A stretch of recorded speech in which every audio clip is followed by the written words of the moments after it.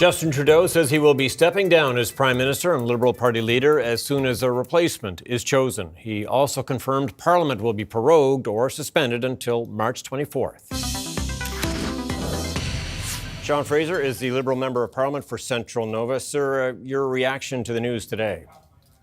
Well, look, obviously it's a big day in Canadian politics and obviously for the Liberal Party of Canada as well, with the Prime Minister announcing that he'll be stepping away from both positions upon the selection of a new leader. I want to express my gratitude to him for the time that he served and the opportunity to work with him to better my own community. There's a number of investments we can point to across Nova Scotia that are designed to help get more homes built, that are designed to help improve the fight against climate change and to create jobs that deliver meaningful paychecks to people at home. But it's time for a new chapter, and as we move on with the selection of a new Liberal leader, it'll be exciting to engage people across the country to allow them to take part in this exercise in democracy. Yeah, a lot of Liberals wanted him gone, the Atlantic Caucus included. Did Mr. Trudeau wait too long, in your mind? Look, there's an old adage that the best day to plant a tree is 20 years ago, and the second best day to plant a tree is today. We are in a position today where I think the Prime Minister has now made the right decision to step away, given that there are divisions within the party as to who ought to lead. And the best way to settle that is not for the incumbent to remain on, but to clear space for a contest to allow the best and brightest ideas and campaigns to emerge.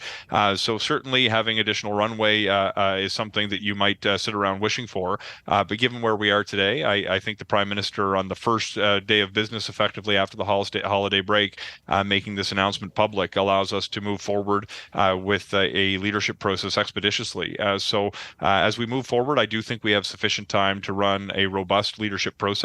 And I'll be looking forward to helping the party navigate that, however I may be able to. Given all that, he is still Prime Minister, he's still party leader. Should he have left today, full stop, to help the party move on from the Justin Trudeau years without delay?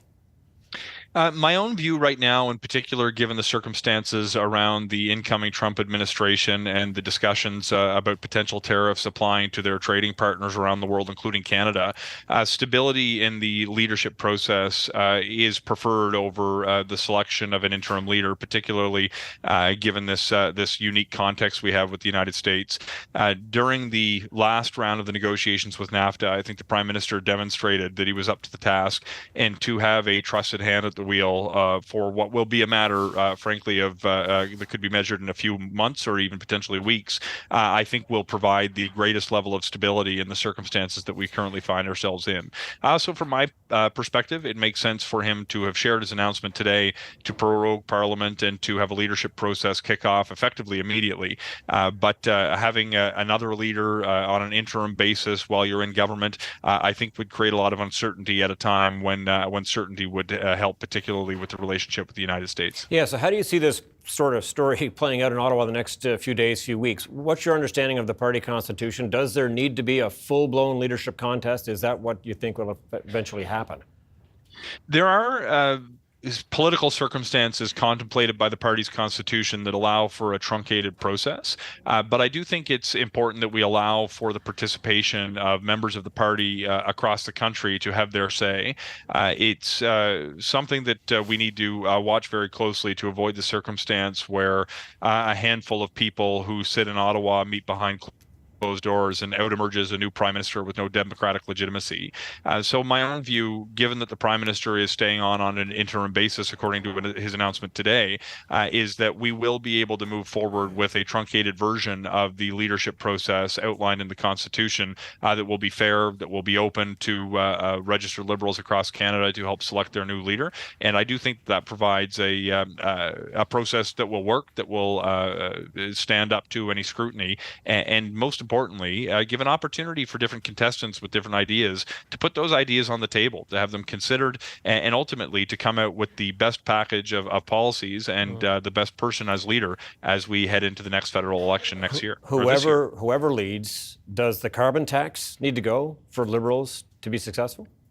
Look, given that I've made my announcement that I won't be seeking re-election, I think it's uniquely unhelpful to drive from the passenger seat. I've heard a number of people who've got challenges with that particular policy. I hear increasingly from young people who may not drive quite as much that they very much enjoy getting the rebate. And I think it will be a helpful exercise in the leadership process to have different visions for what comes forward, not just on one policy, but on environmental and climate policy more broadly, which is increasingly interconnected with economic policy, to put those big ideas on the table. I think it would be a dangerous thing if we turn the leadership contest into a referendum on a single policy, because we would be missing out on meeting the needs of Canadians. I can tell you when I knock doors, if asked specifically about carbon pricing, people usually have a view.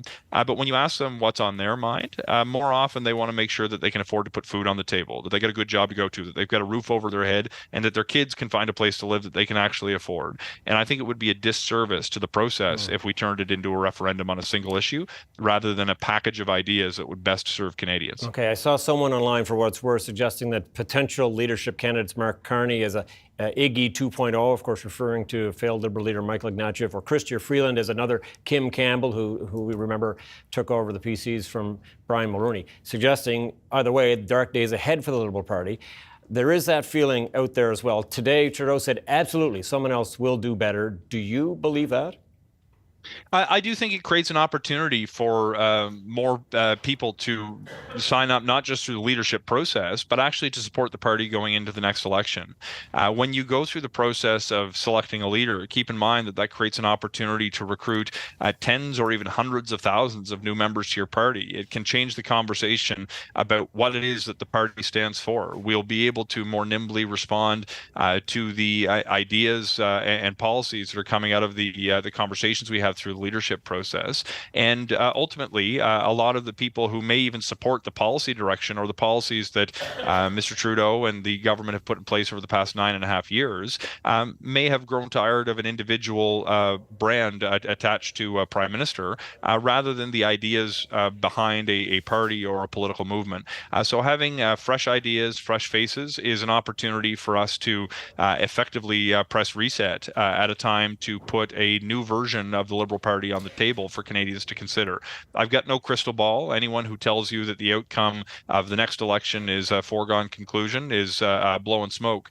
Nobody knows the outcome of these things. Campaigns do matter, and the people who find themselves in leadership position have an outsized influence on the outcome. So I'm very much looking forward to the process in this leadership contest unfolding and to doing what I can to help facilitate a process that selects a leader that represents the views of Canadians, and then helping the party sell that message at the polls, despite the fact that my name won't be on the ballot the next time around. So given that, who is your pick for leader? Should it be someone outside of caucus? Look, I've got no endorsement coming today. I think a process that is open to people who are outside of caucus as well as inside caucus is the way to go.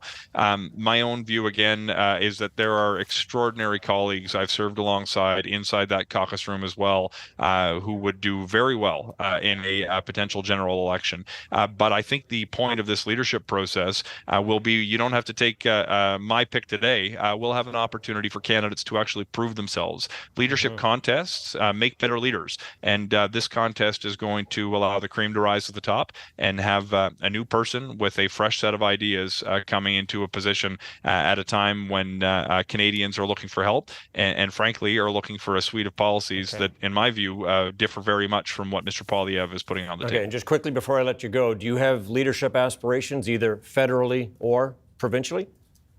Look, I didn't leave politics federally simply to pursue leadership at another level. I'm not going to close the door on future opportunities to seek re-election one day in the future. But I made a pretty clear decision that I've got kids who are 3 years old and 8 years old. And I can tell you over Christmas when my 3-year-old son said to me, Dad, I can't believe you don't have to get on the airplane anymore. I know I made the right decision for me and my family for now. But in the meantime, I'm going to remain supportive of the party and do what I can to help facilitate this leadership process and help candidates in Nova Scotia and across Canada become elected and represent their communities in the House of Commons. Mr. Fraser, we'll leave it at that. Thank you for your time. A pleasure as always. Thanks so much.